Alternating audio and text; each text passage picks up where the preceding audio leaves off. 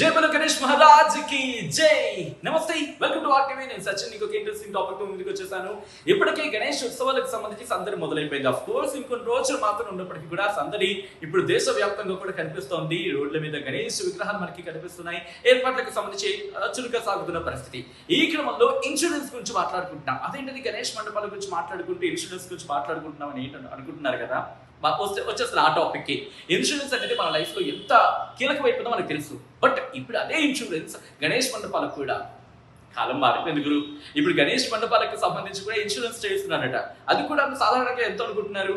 1 కోటి, అత్యధికంగా 1 కోటి, 2 కోట్లు, 3 కోట్లు, 4 కోట్లు, 5 కోట్లు కాదు. ఏకంగా అక్షరాల 470 కోట్లు పెట్టి ఇన్సూరెన్స్ చేయించారు గణేష్ మండపానికి. వినాయకుడి మండపానికి ఏకంగా 474 కోట్లు పెట్టి ఇన్సూరెన్స్ చేయించారట. గత ఏడాది ఇదే మండపానికి 400 కోట్లు పెట్టి ఇన్సూరెన్స్ చేయించారు. మరి ఇన్సూరెన్స్ దేనికి మాట్లాడుకుందాం. ఇటు పూజారులకి, నిర్వాహకులకి, సహాయకులకి, భద్రతా సిబ్బందికి వీళ్ళకి కలిపి 375 కోట్ల రూపాయలు.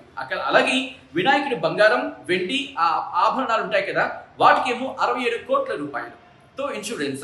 ఇక అలాగే అగ్ని ప్రమాదం సంభవించిన, భూకంపాలు అంటే ముప్పు ఏర్పడిన వాటికి 2 కోట్లు పెట్టి ఇన్సూరెన్స్ అంట. అలాగే పబ్లిక్ లయబిలిటీ ఇన్సూరెన్స్ కింద 30 కోట్లు పెట్టి ఇన్సూరెన్స్ చేయించారంట. సో మొత్తంగా 474 కోట్లు అంటూ కూడా ఇక్కడ చర్చ జరుగుతున్న క్రమం.